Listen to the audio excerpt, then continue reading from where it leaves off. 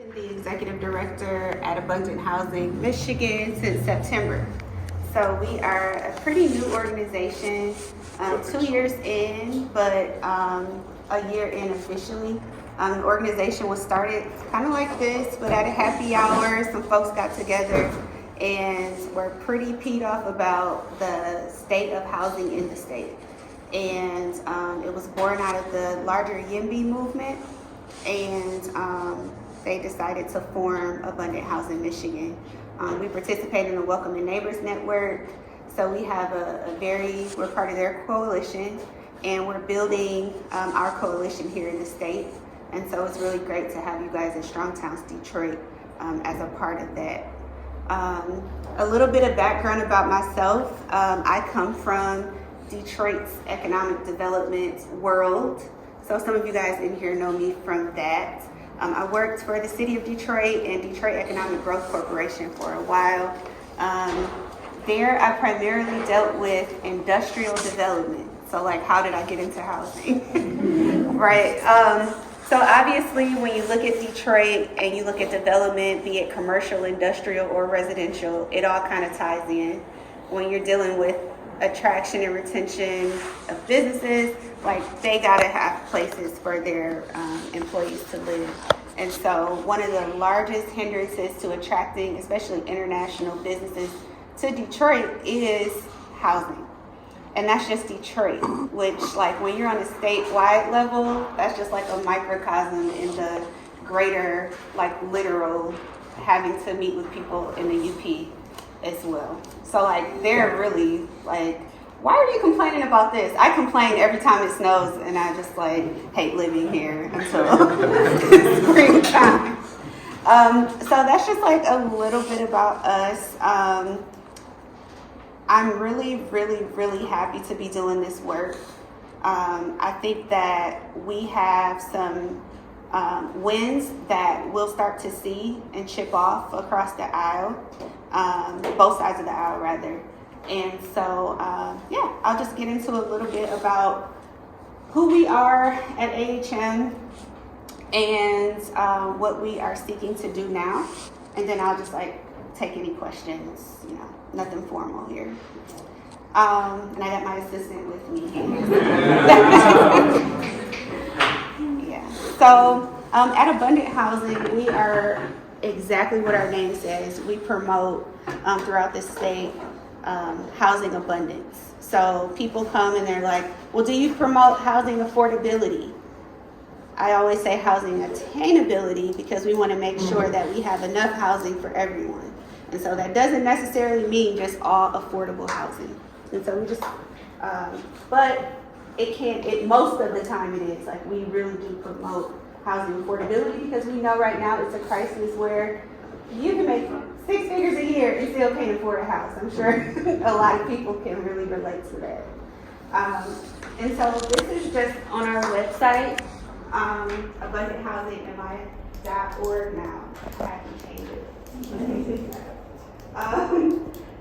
And so this is our policy toolkit, what we're seeking as an organization to change. So we want to reduce or eliminate minimum parking requirements.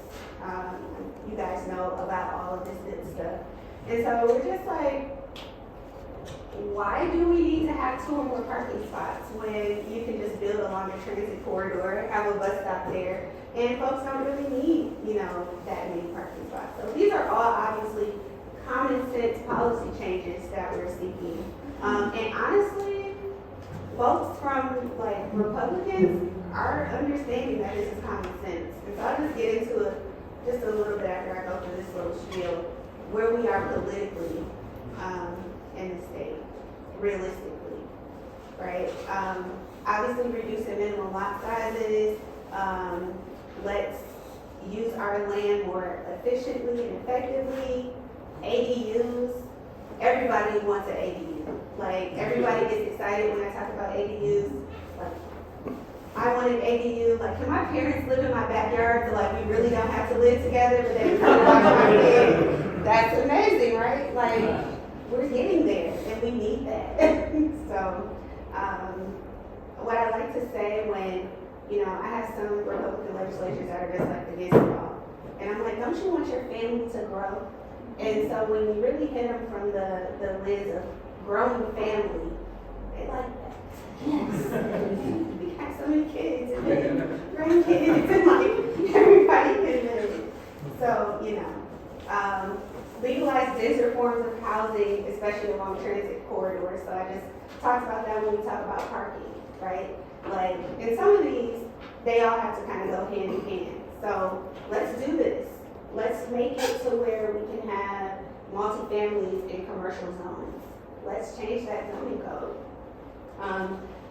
The single stair, this is like being fought against through like the firefighters, right? Like, they're like, well, how are we supposed to get in? And it's like, well, they do this in Europe, and they used to do it a lot in the United States, and why do we have to have these similar models when it comes to multifamily housing? You have 4, 6-story buildings, you really don't need all of these multiple stairwell exit ways. You can have, egress entrances and exits for emergency personnel. Like, you can get creative where it can still be affordable, especially when you talk about single stair buildings. These are smaller developers. I know a lot of times people think development, they think like Saxy's coming in, there's gonna be some huge development, but these are like, we can just do these developments ourselves, right, as citizens in the community. And obviously, like, remove as much red tape as possible. This is like one of the ones that we're coming up against pushback from organizations that are like, with the whole state preemption and, like, we're trying to give up local control. And that's not what we're doing. Everyone can still keep their job, but as folks know who work in government, I was one of those people, it's too much red tape. Like, it makes it impossible for developers really to develop. And a lot of times, and I've seen it in my own projects, we lose projects to this. And we've got to simplify this and, make it more palatable for folks to develop in this state. Right now, where we're at currently, and I can talk about this publicly now finally, there's an 8-bill package that is on the horizon. A representative from Grand Rapids, Christian Grant, she is working on this package that we are hoping to see some movement on. The bills haven't been introduced yet, but we're hoping that they will. We've really been backing this work because it literally aligns with what we're trying to do and what our policy toolkit says.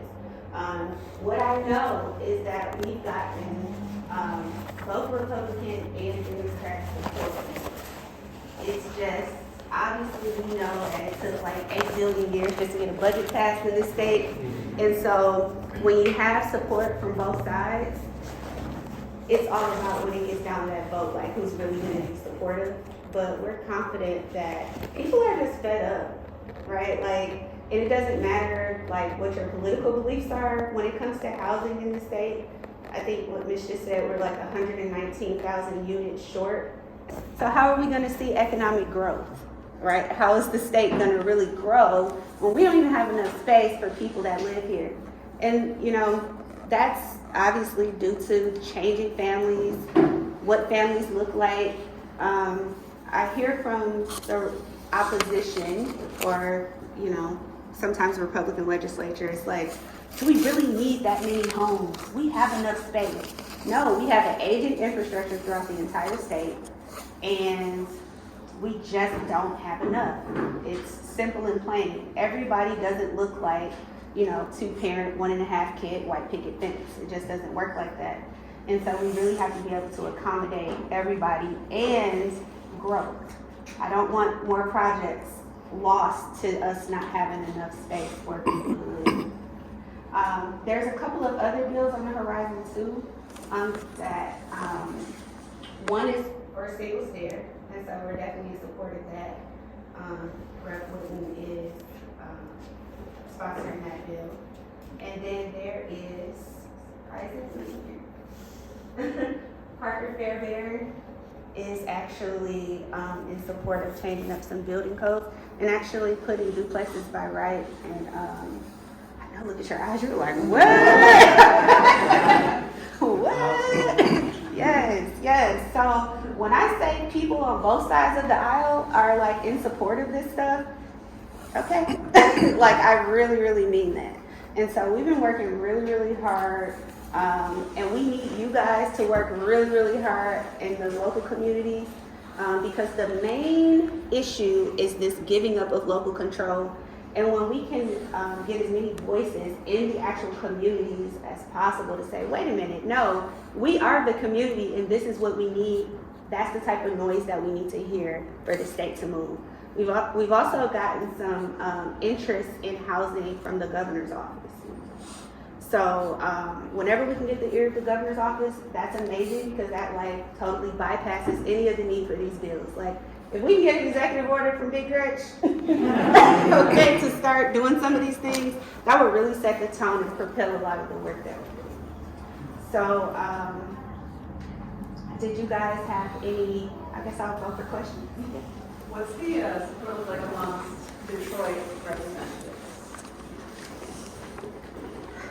So we're working now.